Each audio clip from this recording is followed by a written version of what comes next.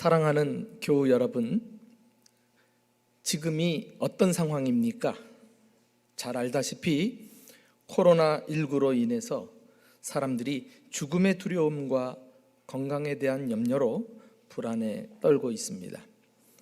또 교회 출입이 장기간 자유롭지 못하게 되면서 예배도 제대로 드리지 못하고 교회 결속력이 약화되고 성도들의 믿음도 흔들리는 상황입니다.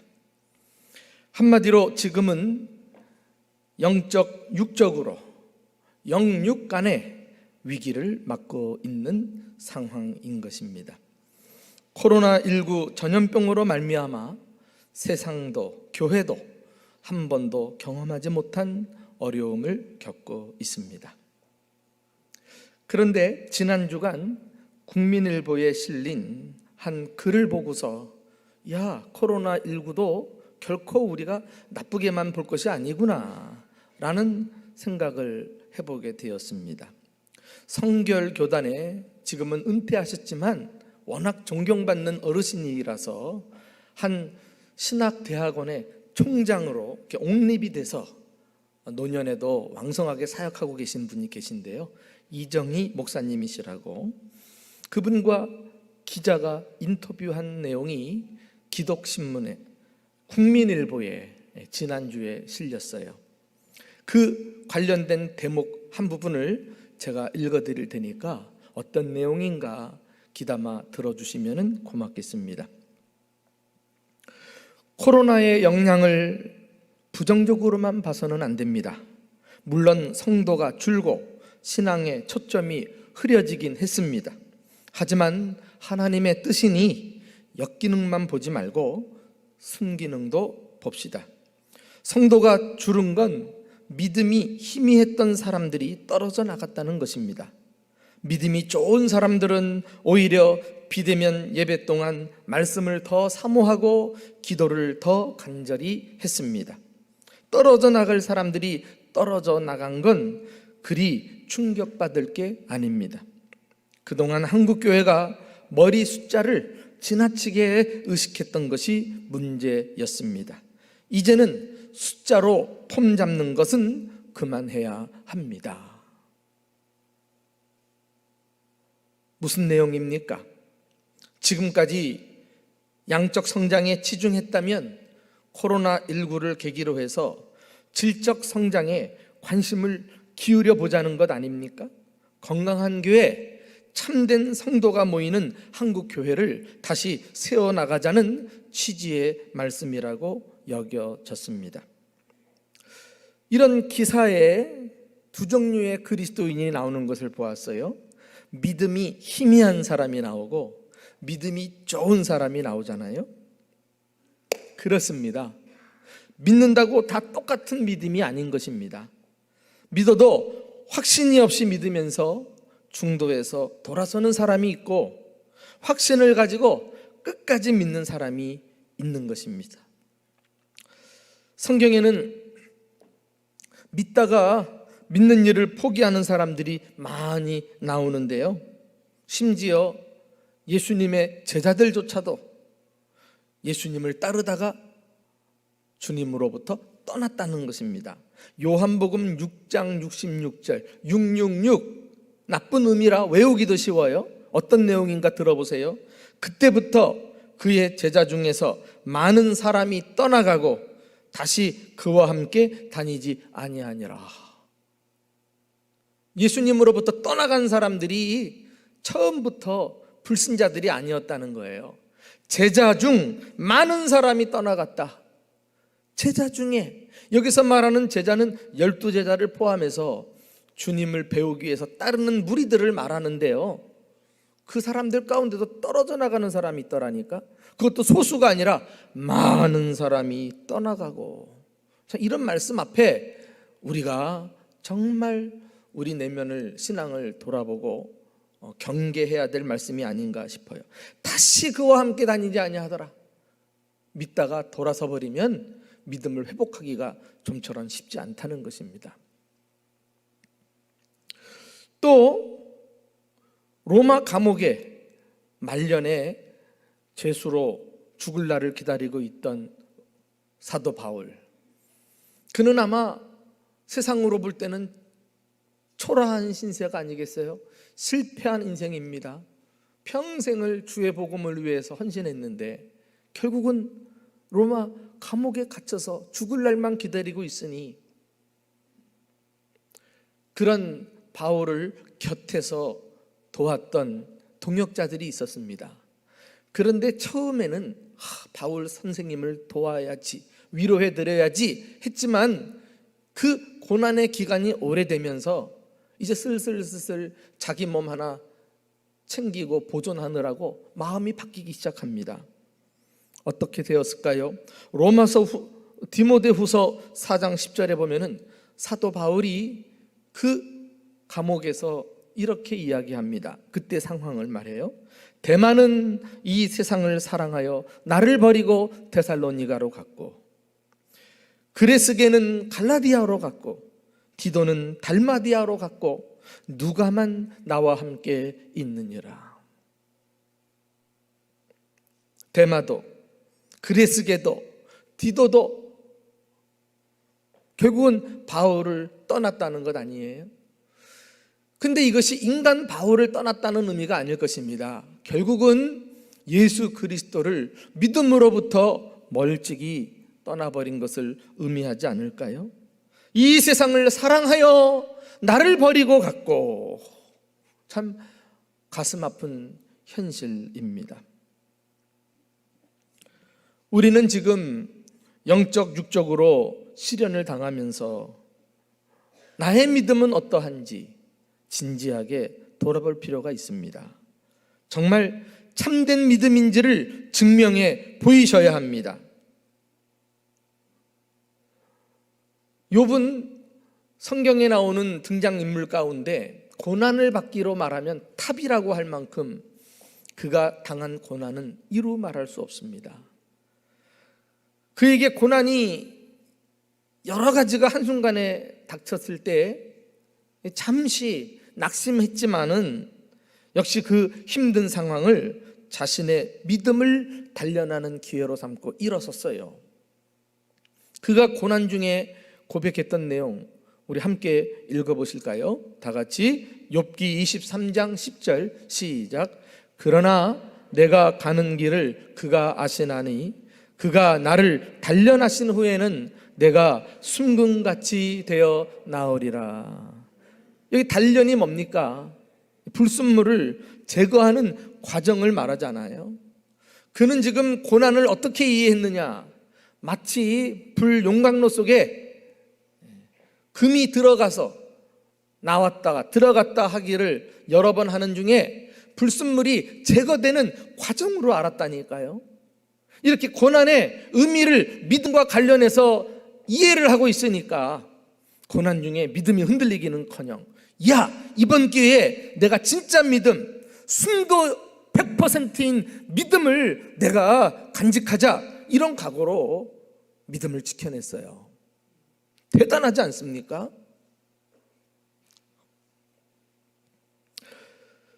오늘 본문의 주인공인 하박국 선지자도 고난을 당할 때 믿음이 실족할 뻔했습니다. 그는 주전 약 600년경에 활동했던 선지자였어요. 그에게는 질문이 하나 있었습니다.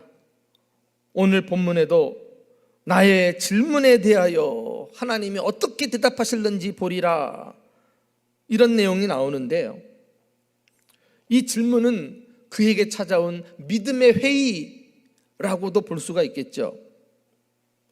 그가 만난 문제는 자기 조국 이스라엘이 안팎으로 어려움을 겪고 있는 것이었습니다. 안으로는 나라가 불의한 사람들로 인해서 점점 썩어가고 있었고요, 밖으로는 갈대아인들, 이것은 바벨론 민족을 말하는데 바벨론이 쳐들어와 가지고 자기 나라를 끊임없이 괴롭히고 있었던 것입니다. 선지자라도 납득할 수 없는 어려움이 계속되면 그만 믿음이 흔들리고 마는 것입니다. 그러나 역시 믿음의 사람은 달라요.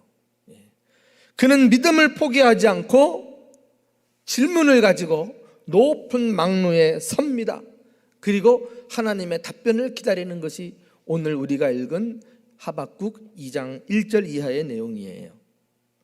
그리고 하나님께서는 하박국 선지자의 물음에 대해 답변을 주고 계십니다. 자, 그 내용을 2절 3절 다 같이 읽어보실까요? 시작. 여호와께서 내게 대답하여 이르시되 너는 이 묵시를 기록하여 판에 명백히 새기되 달려가면서도 읽을 수 있게 하라. 이 묵시는 정한 때가 있나니 그 종말이 속히 이르겠고 결코 거짓되지 아니하리라. 비록 더딜지라도 기다리라. 지체되지 않고 반드시 응하리라. 그리고서 이때 하나님이 하박국 선지자에게 받아 적으라고 하신 답변 중에 성경 전체를 관통하는 중요한 메시지가 하나 등장합니다. 그게 뭔가요? 바로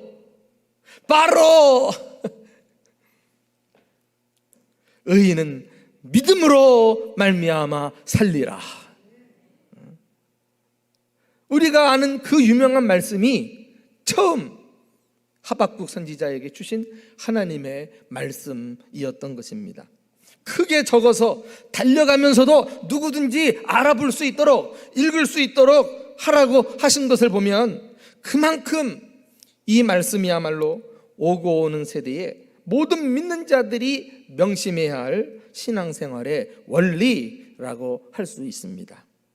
한번 따라해 볼까요? 의인은 믿음으로 산다. 우리는 이 세상의 것 가지고 사는 것 아니에요. 먹고 입고 잘 곳이 없어도 믿음으로 사는 사람들입니다. 이거 우리가 놓치면 안 돼요. 사랑하는 교회 여러분, 여러분에게 도전합니다. 여러분은 믿음으로 살아가고 계십니까? 여러분은 지금 이 재앙의 때에 참된 믿음을 갖고 계십니까?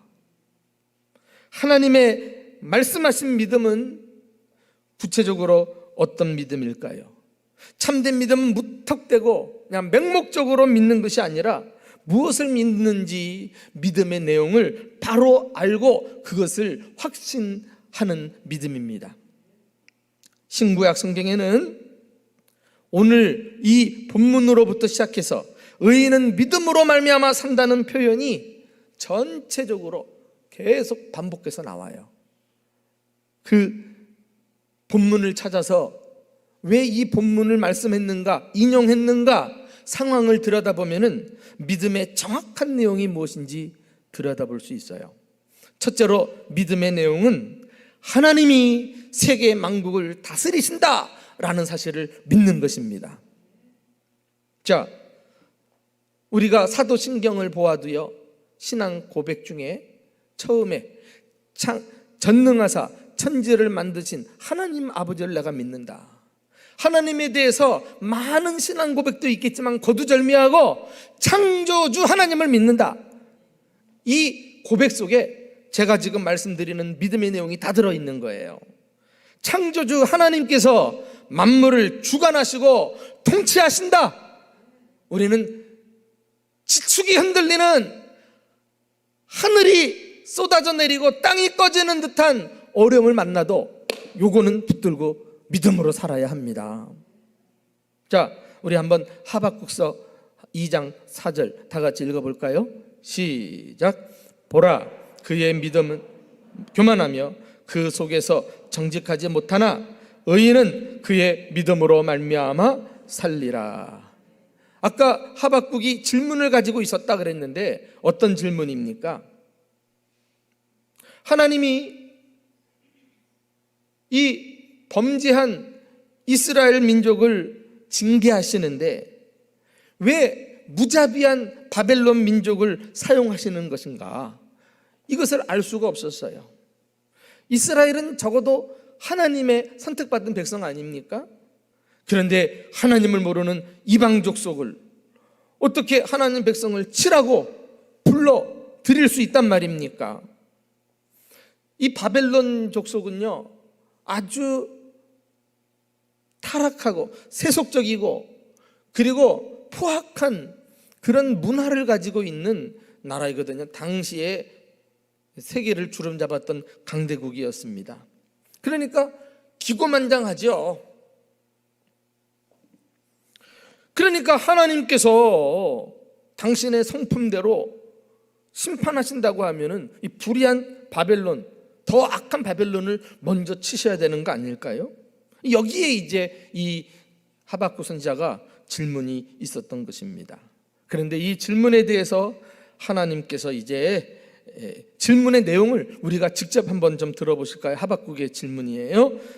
우리가 읽진 않았습니다만은 1장에 나옵니다. 13절을 한 구절만 한번 읽어볼게요. 시작.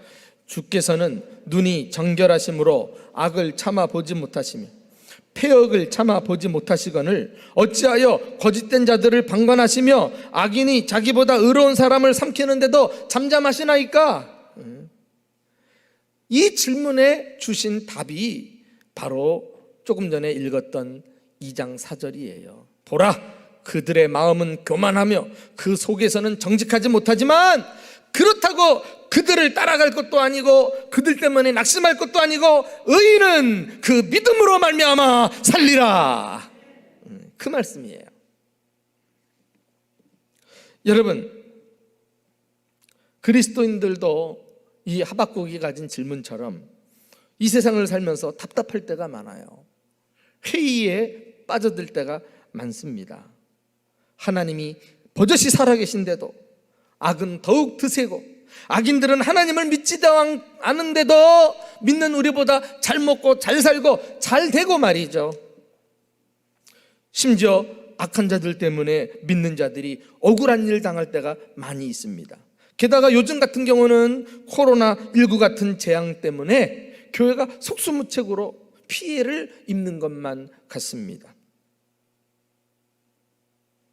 세상이 불의로 가득 차고 하나님이 아니 계신 것 같이 여겨질 때 우리는 주님의 음성을 들어야 하겠습니다. 의인은 믿음으로 산다. 어떤 믿음? 이 세상을 변함없이 주관하시는 하나님께서 섭리하시고 통치하신다는 이런 믿음을 우리는 더 확실하게 가지고 살아야 합니다. 주관하신다, 우리가 많이 듣는 단어인데요, 주관한다는 게 뭐예요? 주는 주인이란 뜻이에요. 관은 관장한다, 다스린다는 뜻 아니에요? 주인이 되어 하나님이 지금 다스리고 계신다는 거예요. 아무리 세상이 불의해서 악이 판을 치고 어떻게 큰일 날 것 같은데도 하나님께서 역사의 핸들을 쥐고 계심을 믿으시기 바랍니다. 그러므로 이 하나님의 주관하심을, 다스리심을 믿으면 우리가 재앙을 만나도, 조금 어려운 일을 만나도, 원치 않는 환경이 우리에게 찾아와도 우리는 당황하지 않습니다. 이것도 주님께서 필요하셔서 이 과정을 지나가게 하시려니, 이런 믿음을 가지고 이 세상에 되어지는 일만 보면서 속상해하는 것이 아니라 눈을 들어 하늘을 바라봅니다. 왜? 하늘에는 세상을 다스리시는 하나님의 보좌가 있는 곳이기 때문입니다. 앞서간 수많은 신앙 선배들이 다 하늘을 바라보고 살았어요. 시편 11편 4절, 여호와께서는 그 성전에 계시고 여호와의 보좌는 하늘에 있으며 그의 눈이 인생을 통촉하시고 그의 안목이 그들을 감찰하시나이다. 할렐루야. 이 재앙의 때 하나님의 백성들이 버려진 것 같지만은 아니요, 하나님께서 우리 한 사람 한 사람을 보고 계신다니까. 이 세상은 하나님 없이 멋대로 돌아가는 세상이 아니에요. 하나님의 주권과 섭리와 그분의 계획을 믿으시기 바랍니다. 시편 103편 19절, 여호와께서 그 보좌를 하늘에 세우시고 그의 왕권으로 만유를 다스리시는도다. 할렐루야. 정말 답답하고 이해할 수 없는 이 지경 속에 이런 말씀 한번 크게 외치면 믿음이 확 들어오지 않습니까? 그렇구나, 주님이 역사하고 계시는구나. 이 일조차도 주님의 손에서 벌어지는 사건이구나.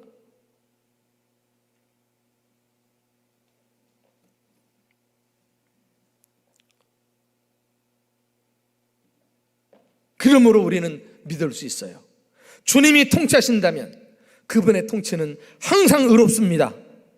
언제나 선하십니다.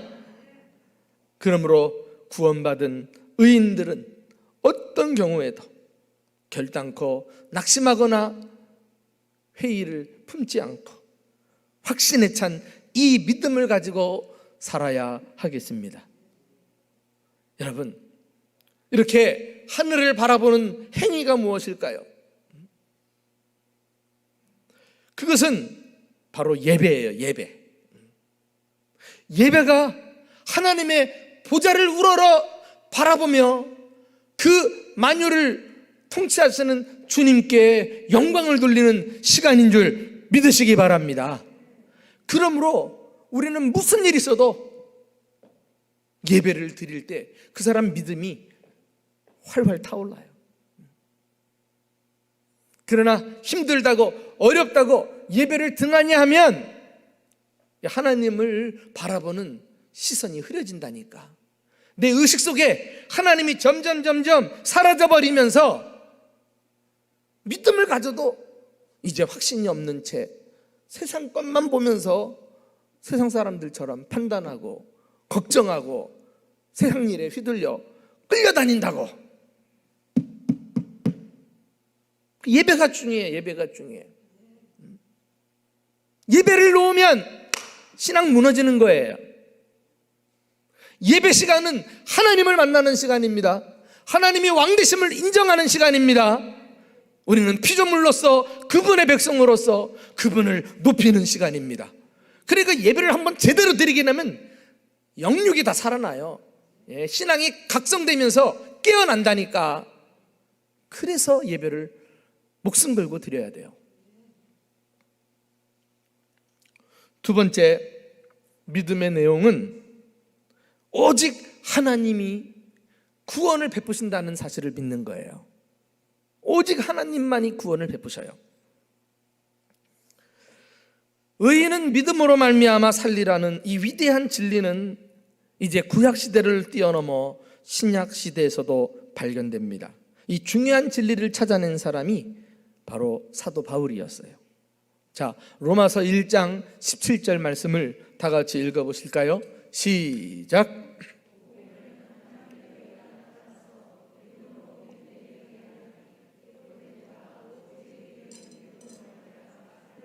할렐루야. 기록된 바라고 한 것을 보아서 구약의 하박국서 2장 4절의 말씀을 인용하고 있는 거예요. 그런데 복음에는 그랬으니까 복음이 무엇입니까? 하나님께서 죄 가운데 있는 인류를 구원해 내신다는 기쁨의 좋은 소식 아닙니까? 가스풀이에요.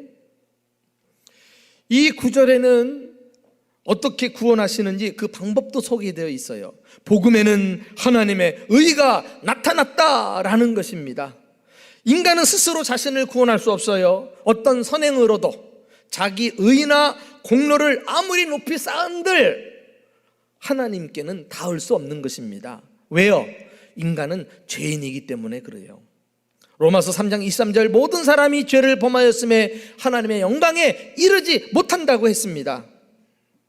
죄인은 인간은 노력하면 노력할수록 더욱 죄를 지을 뿐이에요. 어떤 이들은 보기에 착한 사람을 가르쳐서 우리가 흔히 뭐라고 말합니까? 야, 저 사람은 법 없이도 살 수 있는 사람이에요. 정말 성인군자예요. 뭐 이렇게 얘기하는데요. 정작 그 사람의 속을 들여다봤어요? 그 속을 하나님 말고는 모르는 거예요. 하나님께서 말씀하셨습니다. 에레미야 17장 9절 이하 만물보다 거짓되고 심히 부패한 것은 마음이라. 누가 능히 이를 알리오마는 나 여호와는 심장을 살피며 폐부를 시험하고 각각 그의 행위와 그의 행실대로 보응하느니라. 우리의 행실뿐만 아니라 우리의 속까지도 들여다보시는 주님은 우리를 너무나 잘 아신단 말이에요. 구원받을 자가 없어요. 다 보응을 받을 거예요. 여기 보응이란 사형 판결을 받고 지옥 불못에 떨어져 영원히 고통당하는 심판을 의미합니다. 이것이 행동과 그 속내까지도 부패한, 그래서 희망은 털끝만치도 찾아볼 수 없는 불행한 죄인의 운명이 아닙니까? 그런데 이런 죄인들에게 복음이 들려오는 거예요. 하나님의 의가 나타났다. 인간의 자기 의로는 불가능하지만 하나님의 의로는 가능한 구원의 길이 열린 것입니다. 할렐루야. 그 하나님의 의가 무엇일까요? 바로 하나님의 아들 예수 그리스도인 것입니다. 예수님만이 완전히 의로우신 하나님이시기 때문에 그래요. 그 예수님께서 때가 되매 인간의 몸을 입으시고 이 땅에 오셨습니다. 그리고 사형 판결을 받은 죄인들을 위해 십자가에서 당신의 몸으로 대신 죽으시고 3일 만에 부활하심으로 죄인이 하나님의 영광에 이르는 길이 활짝 열린 줄로 믿습니다. 이 사실을 믿는 사람이 그래서 예수를 구주로 영접할 때 영생과 축복을 누리게 되는 것입니다. 사랑하는 교우 여러분, 예수님의 복음은 만고불변의 구원의 법칙입니다. 믿으십니까 여러분? 이 법칙의 핵심은요, 아주 중요한 것 하나가 딱 그 가운데 들어있는데 그게 뭐냐 하면은 오직 구원은 하나님으로부터 주어진다는 거예요. 이게 핵심입니다. 인간은 스스로 구원할 수 없어요. 이 땅에서는 구원을 얻을 수 없어요. 오직 하나님께서 그 아들 예수 그리스도를 보내서 구원을 베풀어 주신 것이 진짜 구원입니다. 우리는 그것을 믿음으로써 살아가는 거예요. 영원히 살 수 있는 거예요. 그리하여 신앙의 선배들은 한결같이 이 믿음을 고백하면서 하나님의 구원을 바라보았던 것입니다. 내가 몇 가지 구절을 소개할 텐데 공통점을 발견해 보세요. 시편 3편 9절, 구원은 여호와께 있사오니 주의 복을 주의 구원에게 백성에게 내리소서. 에레미야 23장 23절, 작은 산들과 큰 산 위에서 떠드는 것은 참으로 헛된 일이라. 이스라엘의 구원은 진실로 우리 하나님 여호와께 있나이다. 요나서 2장 9절, 나는 감사하는 목소리로 주께 제사를 드리며 나의 서원을 주께 갚겠나이다. 구원은 여호와께 속하였나이다. 여러분, 요 세 가지 구절의 공통점이 뭐예요? 똑같이 나오는 구절이, 구원은 누구에게? 여호와께, 하나님께. 신앙 선배들은 하나님께서 자신들의 죄를 사하실 뿐만 아니라 구원받은 자가 이 땅을 살아가면서 만나는 수많은 종류의 문제들로부터도 구원해 주실 것을 믿었어요. 그들은 개인적으로 공경에 처했을 때도, 또 나라에 적이 쳐들어왔을 때도, 각종 재해와 재앙이 찾아왔을 때도 그들은 외쳤습니다. 구원은 여호와께, 구원은 여호와께. 이걸 믿는 게 진짜 믿음이에요. 그런데 고난이 오래되고 재앙이 커지면 이 믿음이 흔들리면서 이제 하나님이 주시는 구원을 바라보지 않고 자꾸 이 세상에서 구원을 찾네. 그러니까 돌아가 버리는 거예요. 돌아가 버리는 거예요. 작은 산들과 큰 산 위에 떠드는 것은 참으로 헛된 일이라. 조금 전에 읽었던 구절 중에 나오잖아요. 이방인들은 저 산에다가 산당을 짓고 우상을 짓고 거기서 절하고 굿하고 난리 법석이잖아요. 그거 다 헛된 일이라는 거예요. 구원은 진실로 우리 하나님께 있나이다. 이거예요, 이거.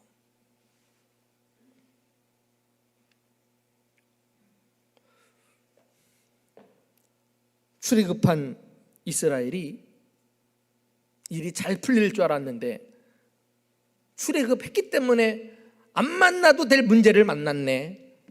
뒤에는 애국 군대가 쳐들어오고 앞은 홍해길로 딱 가로막혀가지고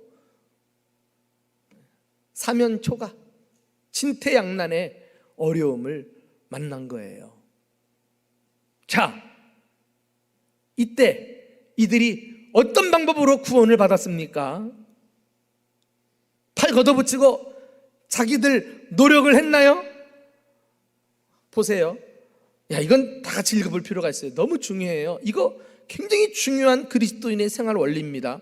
자, 출애굽기 14장 13절 14절 다 같이 시작. 모세가 백성에게 이르되 너희는 두려워하지 말고 가만히 서서 여호와께서 오늘 너희를 위하여 행하시는 구원을 보라. 여호와께서 너희를 위하여 싸우시리니 너희는 가만히 있을지어다. 할렐루야. 이거예요. 이거 그리스도인의 싸움의 법칙은 이거예요. 주님은 우리 보고 싸우라고 말씀하신 적이 없어요. 너희는 가만히 있고 내가 싸울 테니까 너는 나의 구원을 보기만 해라.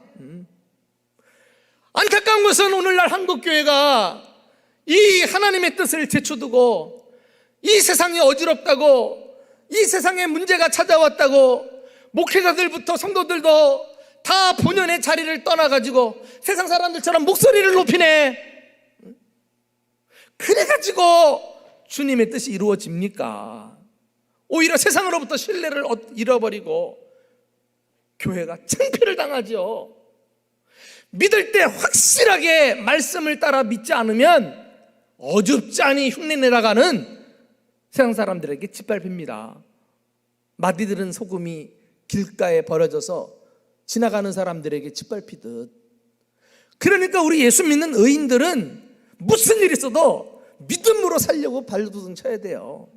믿음으로 살아야 빛을 발하고 그 사람 통해서 하나님이 구원을 베푸시고 역사가 일어나는 거죠. 왜 이 원리를 우리가 놓칩니까? 여기 그 진퇴양난의 상황 속에서 무엇인가 어떻게 해야지만 살아갈 것 같은데 주님께서는 너희는 가만히 있고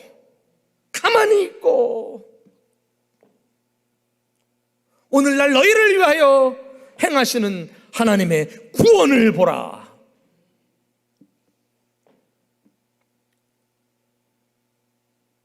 이 세상이 아무리 타락하고 혼란스럽고 큰일이 날 것 같은 위급한 지경에서라도 하나님의 교회와 주님의 백성들이 깨어서 말씀 부여잡고 기도로 무장하면서 주님 앞에 선처를 구하고 세상을 향해 침묵하고 주님을 향해 부르짖기 시작할 때 주님이 일어나 구원을 베푸실 줄로 믿습니다. 이렇게 해서 문제가 풀리는 거예요. 이렇게 해서 문제가 풀리는 거예요. 여러분의 가정의 문제도, 이 나라의 문제도, 심지어 교회도 문제도 여러분들이 눈에 걸리는 거 딱딱 들어오면 그거 다 지적하고 그거 고쳐야 되고 뜯어내야 되고 막 이래가지고 교회가 바뀌는 게 아니에요. 묵묵히 맡은 일 충성하면서 안타까운 마음 가지고 그 부분을 가지고 기도해 보세요. 주님이 나를 바꿔주시든지 교회를 바꿔주시든지 주님이 역사하신다고요. 이 원리를 모르는 사람들이 어줍잖이 세상 사람 흉내내다가 교회를 오히려 혼잡하게 만들고 혼란스럽게 만드는 일이 얼마나 많은데,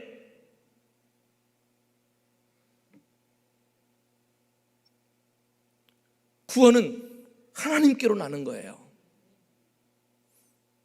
주님의 일하심을 우리는 확신하고 믿음으로 살아가야 합니다. 이것이 진짜 믿음이에요. 마지막 세 번째로 믿음의 내용은 하나님이 역사하실 때까지 인내하는 것을 포함합니다. 참된 믿음은 하나님의 구원을 확신하는 것에서 멈추지 않아요. 하나님께서 구원을 베푸실 때까지 인내하고 버티는 것을 말합니다. 중도에서 포기하거나 돌아서 가는 것은 믿음이 아닌 거예요. 초대교회 성도들은 오늘날 우리가 당하는 환난보다 더 큰 환난을 당한 사람들입니다. 핍박을 당했어요.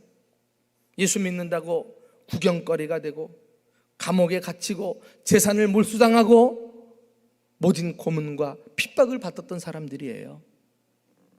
그런데 그것이 잠깐 있다가 사라지는 것이 아니라 수백 년 계속 기독교가 핍박 가운데 그 생명력을 이어왔다니까요. 이런 상황에 누군들 버텨내겠어요? 그런데 의인은 믿음으로 살리라. 또 메시지가 들려옵니다. 자, 히브리서 10장 36절 38절 다 같이 읽어볼까요? 시작. 너희에게 인내가 필요함은 너희가 하나님의 뜻을 행한 후에 약속하신 것을 받기 위함이라. 나의 의인은 믿음으로 말미암아 살리라. 또 뒤로 물러가면 내 마음이 그를 기뻐하지 아니하리라 하셨느니라. 인내가 필요하대요. 그리고 의인은 믿음으로 말미암아 산다고 말씀하고 있어요. 인내하는 것은 단순히 제자리에 머물러서 이를 악물고 참아내는 것만을 뜻하지 않습니다. 적극적으로 머물러 있지 않고 앞으로 나아가는 거예요. 계속 믿음의 행진을 해내는 것입니다. 그리스도인의 사전에는 후퇴란 없어요. 뒤로 물러서는 것은 믿음이 아닙니다. 그 핍박과 모진 가난과 고통 속에 믿음이 흔들리고 돌아설까 막 생각이 복잡한 초대교회 성도들에게 이 히브리서 저자가 너에게 인내가 필요하다. 그리고 포기하지 않고 계속 믿음으로 행진하는 것이 진짜 믿음이다. 언제까지? 주님이 약속하신 것을 받기까지. 그 구원, 내가 반드시 위로부터 구원하리라. 그 약속이 내 삶 가운데 이루어질 때까지 견뎌내는 거예요.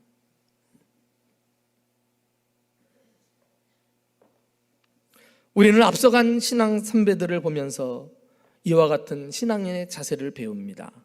우리가 그 다음 장을 넘어가면 그 유명한 히브리서 11장이 나오잖아요. 믿음의 선배들의 한결같은 특징이 뭡니까? 히브리서 11장 15절 16절 다 같이 읽어볼까요? 시작. 그들이 나온 바 본향을 생각하였더라면 돌아갈 기회가 있었으려니와 그들이 이제는 더 나은 본향을 사모하니 곧 하늘에 있는 것이라. 여러분, 신앙생활을 시작했어요. 너무 힘들어요. 그리고 환경적으로는 왜 이렇게 일이 안 풀려요? 에이 짱 그냥 때려쳐. 그냥 내가 이러고 돌아갈 수 있을 기회가 많았어요. 그런데 그들은 이제 예전 사람들이 아니에요. 이 세상 본향에 집착하는 사람들이 아니라 더 나은 본향을 사모하고 그 나라 가기까지 한 걸음 한 걸음 앞으로 나아가는 사람들이었어요. 이게 믿음이에요.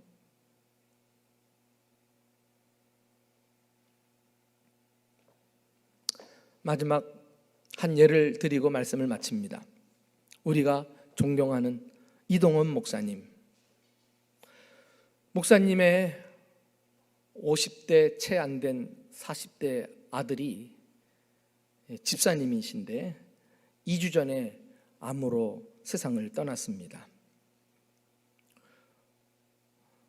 아들을 먼저 떠나보내고 슬픔에 잠겨있을 목사님에게 뒤늦게 매스컴을 통해 소식을 접하고 위로하는 문자를 보냈어요. 미국에서 장례식을 치렀는데 미국에 계신 분인데 잠시 후에 단문을 보내주셨어요. 그 단문 중에 한 토막 대목이 그렇게 내 마음을 숙연하게 다시 한번 믿음으로 사는 계기를 마련했어요. 그 내용을 보면서 믿음으로 산다는 것이 무엇인지 깨달았기 때문입니다. 한번 들어보십시오. 그리스도인이란 답을 알고 사는 사람이 아니라 답을 모른 채로 믿음으로 앞을 향해 나아가는 사람이란 말이 마음에 들어옵니다. 아들을 불러가신 이유에 대한 답을 찾지 못할 듯합니다. 그래도 믿음으로 나아가야겠지요. 예, 이 말씀. 그래도 믿음으로 나아가야 되겠죠. 왜 우리는 내게 찾아온 문제들에 대해 답을 알지 못하면서도 앞으로 나아가야 할까요? 내 인생의 궁극적인 해답은 하나님이시기 때문입니다. 그 이동원 목사님 같은 분도 아들을 먼저 떠나보내야만 한 슬픔을 겪을 줄이야 누가 알았어요? 우리는 전도사 시절, 부목사 시절 그분의 설교를 방송을 통해 들을 때 황이야, 범이야 이렇게 두 형제 이야기를 어릴 적 이야기를 예화를 듣는 이야기를 많이 들었거든요. 근데 범이가 미국에서 평신도로 생활하다가 암으로 이 세상을 먼저 간 것입니다. 이렇게 하나님을 신뢰하는 사람이라도 큰 장애물을 언제든지 만날 수 있습니다. 그것은 역사를 주관하시는 하나님이 하시는 일이십니다. 하나님이 굳게 하신 것을 누가 펼 수 있으며 하나님이 펴신 것을 누가 굳게 할 수 있단 말입니까? 문제는 우리 편에서 믿음으로 사는 것입니다. 믿음으로 앞으로 나아가는 것입니다. 참된 믿음만이 우리를 천국문까지 인도해 줄 것입니다. 말씀을 정리합니다. 사랑하는 교우 여러분, 지금 경제적으로 어렵습니까? 건강 문제로 두려워하고 계십니까? 계속되는 시련으로 마음이 불안하십니까? 우리는 이런 것들로 멸망당할 사람들이 아닙니다. 지금 우리의 믿음을 발휘해야 할 때입니다. 당황하지 말고 믿음을 증명해 보여야 할 때입니다. 하나님은 당신의 자녀들이 어려움을 당할 때 수수방관하시는 분이 아니십니다. 하나님이 이 세상 나라를 통치하심을 믿으십시오. 위로부터 하나님이 구원해 주실 것을 믿으십시오. 그리고 하나님이 역사하실 때까지 끝까지 인내하며 지금처럼 믿음으로 나아가십시오. 믿음으로 살고 믿음으로 승리하는 성도들이 되시기를 예수님의 이름으로 축원합니다.